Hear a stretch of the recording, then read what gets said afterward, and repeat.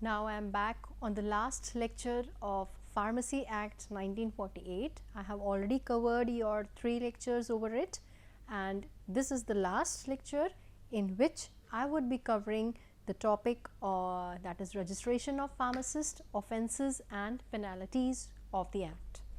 So, the registration of pharmacist is the basic and the most important thing for you all, as you have to follow this process in upcoming times, and you have to get yourself registered being a pharmacist. So, I will be telling you the procedure that how after completing your degree or a diploma course you will follow up the procedure to get yourself registered in your in your state pharmacy council. And then I will be covering the offences and penalties of the Act, that if people disobeys the laws and does not regulate it properly, then what are the penalties accordingly. So, these are the 2 main highlights of this session, and I have already, to sum up the last 3, I have already covered the constitution of central, state and joint state pharmacy councils and its functions. And in the first one I have already covered the history, objectives and education regulation. So, I have already explained before that the state pharmacy council has the main role to get the person registered, and it is the main function of state pharmacy council, how to maintain the registers, how to include the application, how to remove the names, how to withdraw the approvals from the institutes. Now, let us see how we get ourselves registered under this procedure. So, let us start with registration of pharmacist. To get yourself registered, the preparation and maintenance of register. So, first of all, after completing your course, you will be taking all your documents together and you will be moving towards the central state pharmacy council of your state, and then there you have to file up your application. So, the application and the details which it is required are the full name and the residential address of the registered pharmacist. These points have already been covered in the state pharmacy council point, where we have taken that the maintenance of register and the information required therein. So, it is being repeated again, that is the full name and the residential address of the registered person. That means the person like you or me who are going to get themselves registered. The date of his first admission to the register, his qualification for registration, his professional address, and if he is employed by any person, then the name of such employer. Such further particulars may be prescribed. So, when you will move to your state pharmacy council, there you will get a form that you have to fill, and that form will have these columns that you have to fill, like your names, your documents, and after that you have to take your original document to be verified at that time, where they will stamp your document and you have to give the prescribed fee. So, let us see further the amount of the fee and how do we get registered. For the preparation of the first register, the state government has to constitute a registration tribunal. Registration tribunal is the name of the team members or the team that looks after to this work specifically, and the tribunal is made up of 3 persons, tribunal. The word itself explains that it is a committee of 3 people, and the 3 people, who are they? Because it is the main work of state council. So, state council may the control is given by registrar. So, the first person is the registrar. Registrar acts as a secretary of the registrational tribunal. Tribunal fixes the date on or before which all applications have to for the registration with prescribed fee are accepted. For example, if we go to get ourselves registered in the month of March, for example, we know that 31st March is the end date for any kind of annual financial year. So, till 31st of March, the number of application that the tribunal will receive will be registered at that time period. The process time is almost of about 3 months, in which your application is being accepted, documents are being verified, your profile has been verified with the institute in which you have done your course, and then preparation of your certificate, and the certificate is dispatched to your house. This is the total time that is required to complete the work, that can be of almost 3 months. As the office is open throughout the year, the application are being received at different times, but the process of preparation is almost 3 years from particular date. So, after receiving a good sum of number of application, the registrar, that is the secretary of the registration tribunal, process it accordingly. So, let us see it further. Preparation of first register. We are talking about first register because after Pharmacy Act 1948, all the applications which are being processed has been entered in first register, but there are many exceptional cases every time. So, after 1948, all the applicants are being registered in first register, but in many cases the application are being received late, or they can be a displaced person or repatriate person or foreign qualification. In all such cases, the names are being transferred or written or noted in subsequent register. So, now over here we will be studying the registration of pharmacists under 2 categories, that is the preparation of first register and the preparation of subsequent register. So, here I have already talked about the first register and the information or the details that is required by the future pharmacist to enter in the register. Now, here let us see, all applications are examined if the application is received on or before the specified date and is satisfied, and if satisfied, then the applicant is qualified for registration. Any person aggrieved by the decision of the tribunal may appeal to the authority appointed by the state government within 60 days. That is, if you are not satisfied with the decision of the tribunal, you can appeal your application to the state government within 60 days of the application returned. If at any point the tribunal members, the secretary, the registrar is dissatisfied with your application, or the verification of your application is not proper, then he does not allow your name to be entered in the first register, and at the same time, and if you are not satisfied with his decision, then you can appeal to the state government within 60 days. The registrar amends the register accordingly with the decision of authority and issues a certificate of registration to every person in the prescribed form, that I have already discussed you in the last lecture. That is, after our application being submitted and verified from the colleges or institute we have studied, the registrar then give us a certificate of registration, and that is on the prescribed. We have a photo of ourselves, and under that we have the serial number, that is the number of the registered pharmacist according to the register that has been prepared. So, this is how the first register is being prepared by the registrar of the tribunal of the state concerned. Qualification for the entry on the first register. Let us go through step by step. So, first is the qualification that is required. The qualification that is required is the applicant should be at least 18 years of age, resident or carries on the business or profession in the concerned state.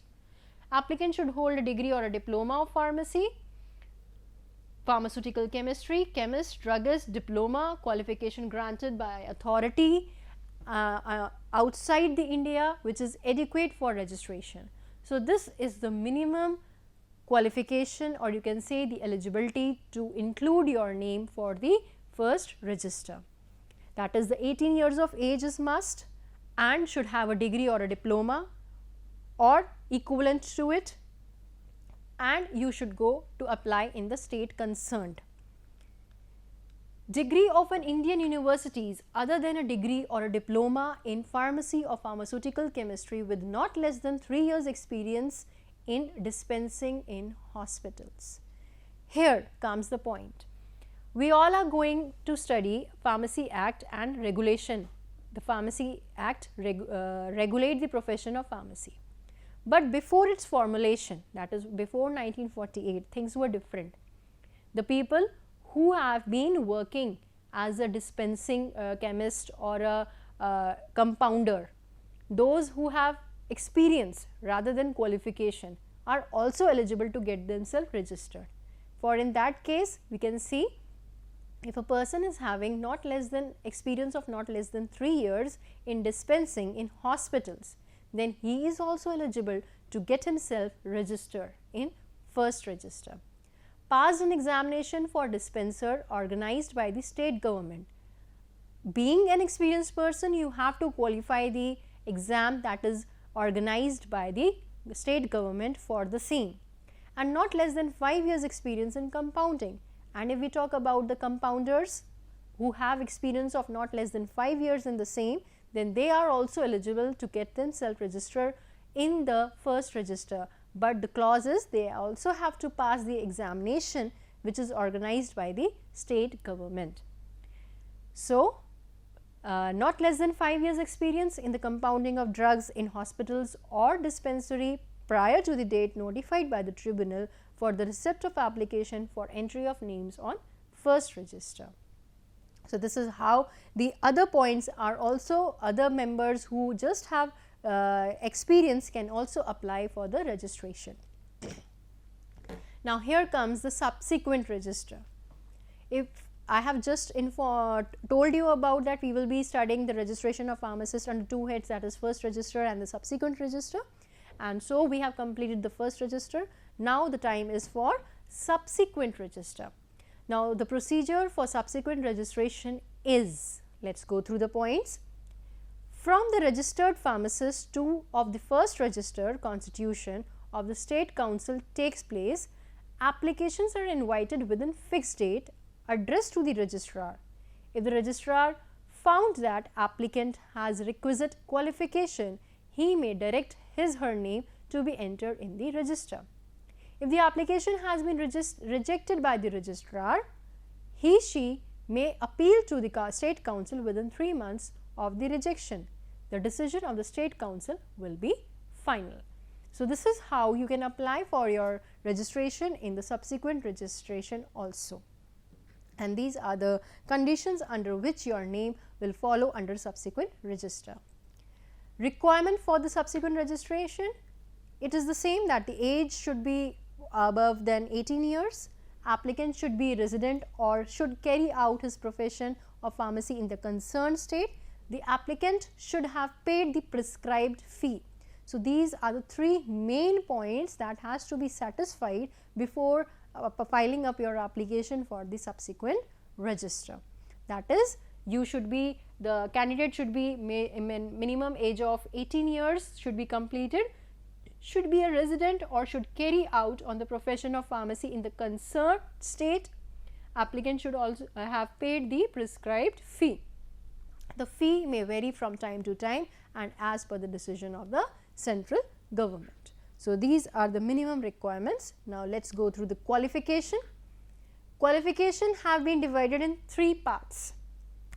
That is, there are 3 different types of qualification prescribed on the basis.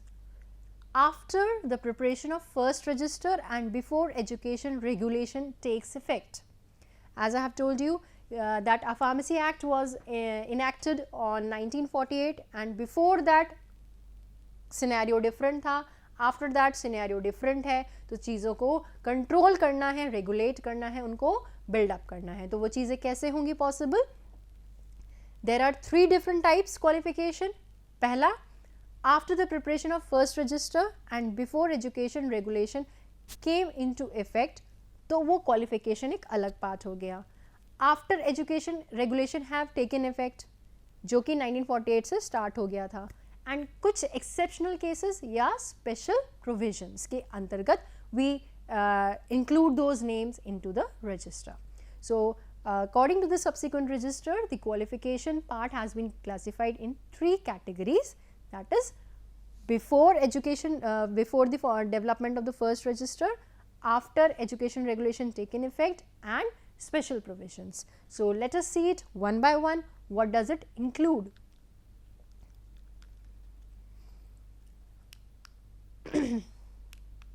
So, we were talking about after the preparation of first register. So, let us see it in detail. After the preparation of first register and before education regulation taken effect, the three main points are: satisfies the conditions prescribed by the central council, or a registered pharmacist in another state, or possesses a qualification for registration granted outside the state and is at least matriculates. That is, after, if you are claiming that you are a compounder for 3 years or a dispenser for 5 years or vice versa, that then also you have to be matriculate. That means you have passed your 12th class. Then only you can be eligible to include your application or write an application for the registration. So, satisfies the condition prescribed by the central council or registered pharmacist in another state. If you are a registered pharmacist in another state and you want to change your name in another state, or possesses a qualification for the registration granted outside the state and is at least 12th pass. So, these are the basic requirements for qualification after the preparation of first register and before education regulation has taken effect. Now, let us see, after the education regulation has taken effect, what are the norms, what are the requirements? Those who have passed or approved examination, that is जो अभी बात की थी थोड़ी देर पहले कि government का जो एग्जामिनेशन पास कर लेगा, whether they have a minimum experience of dispensing or compounding of medicine, but then too they have to qualify the examination of the government. Those who have possesses a qualification granted by the authority outside India and recognized by Pharmacy Council of India. That is, you have taken your degree in other country and now you want to start your profession in this country. So, this is the other case that has been taken up, that you have taken your degree in another country and now you want to start your profession in the same in India, then this is the subsequent register under which you will file your application. Those who are registered pharmacists in another state and they want to transfer their name into the other state due to some of the businesses that you have to change from one state to the another. So, this is the third point under which you can enter your name in subsequent register.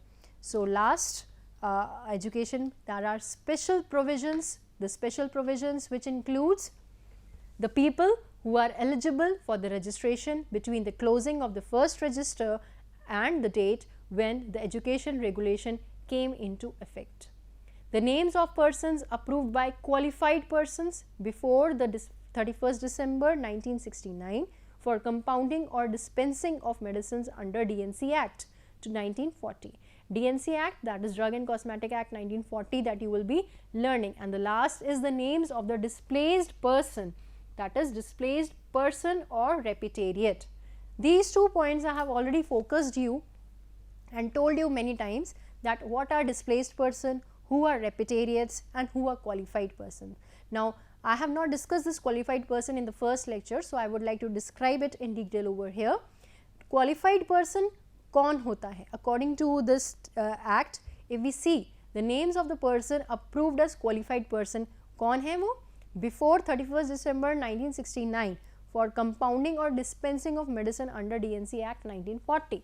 For example, I have just talked about that a compounder who are having a 3 years of experience in compounding or dispensing of medicine and having a 5 years of experience are also eligible to write their name as a registered pharmacist in subsequent register.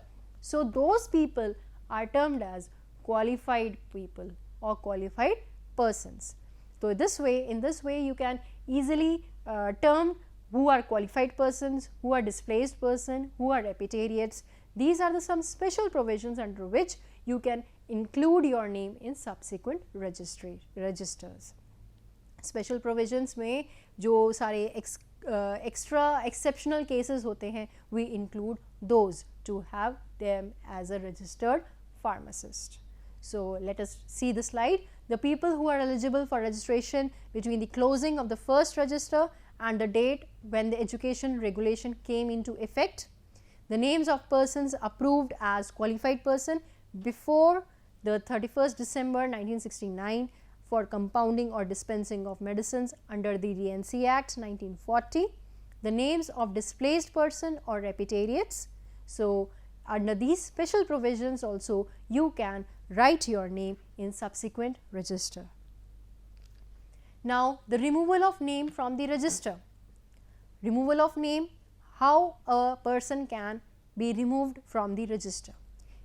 This is also repeated as we have studied these points in State Pharmacy Council, because this is the main function of State Pharmacy Council and it is controlled by State Council.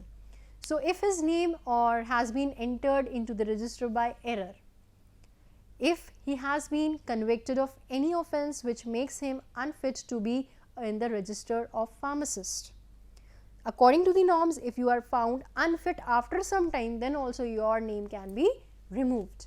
The registered pharmacist himself has been found guilty of such an offence during the period of 12 months preceding the offence.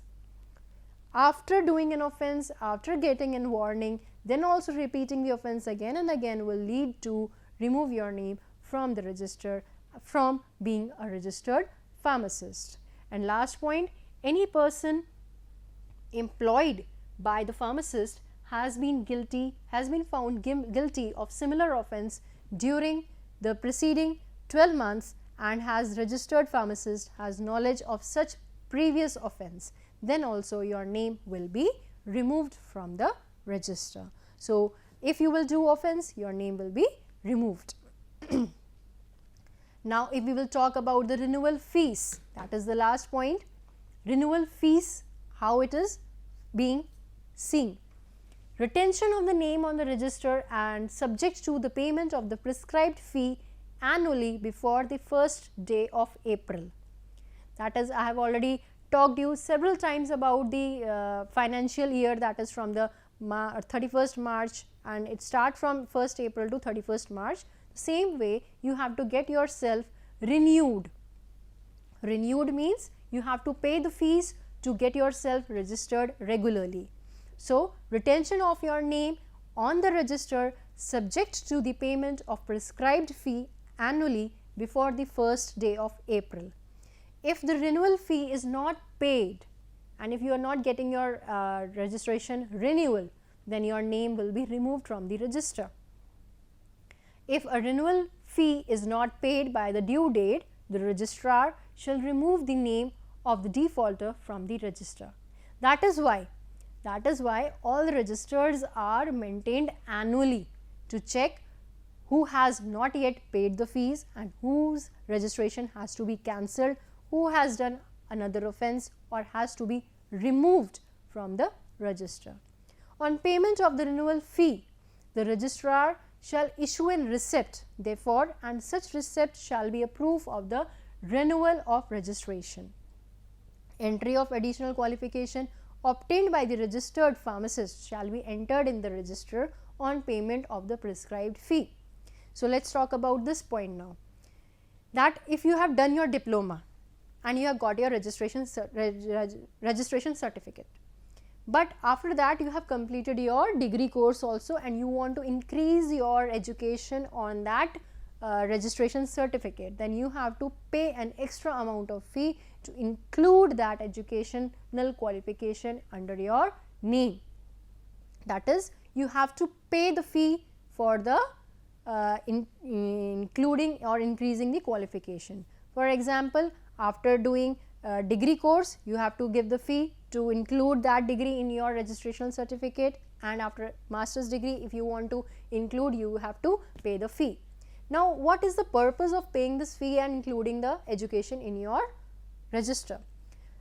If the jobs are prescribed by the government, then there is a minimum criteria. For example, according to UP state, if we see, then the pharmacist job has the minimum qualification of diploma only, but in other there are degree course. So, if you want to apply for registration of for the position of pharmacist in Madhya Pradesh, then you should have a degree course as your qualification being a registered pharmacist. So, at that point you have to include the fees with your educational qualification also, which will be required at the time of your government job that you have applied. So, was the renewal fee point that has to be covered. Now, the last point, that is offences and penalties of the Act. Overall, we have completed the entire Act and we have seen what was the main objective, what was the main criteria of the Pharmacy Council, and what are the main things which it sees to have a proper regulation of the profession of pharmacy. So, if anybody disobeys the laws, that is, if they are including in the offences, then what are the penalties they have to go through it. So, let us see it in detail. If one person falsely claimed to be a registered pharmacist, if you are not a registered pharmacist, but you are falsely claiming to be a registered pharmacist, then a fine of up to ₹500 on the first conviction. That if you are caught for the first time, then it is a fine of ₹500. Fine up to ₹1,000 or 6 months of imprisonment on any subsequent conviction. If you are found to be convicted for further being notified, then the fine is doubled, that is ₹1,000, and also you will be imprisoned for imprisonment of 6 months will also be there. Dispensed by unregistered persons, exceptional medical practitioner. Dispensed by unregistered person matlab ki if you will be dispensing medicine at a shop and the person is not a registered pharmacist, then it is also an offence. Exceptional case is medical practitioner, that means doctor can prescribe the medicine. Doctor can easily prescribe the medicine and the things will not be under offence. But if the people who is not registered and prescribing the medicine, then the offence, then it will be an offence and the penalty for the same will be 6 months imprisonment or a fine of up to range of 1,000 or both. It depends on the situation, the drug controller and the government there, what does it decides. So, it will also be an offence. So, let us see the other.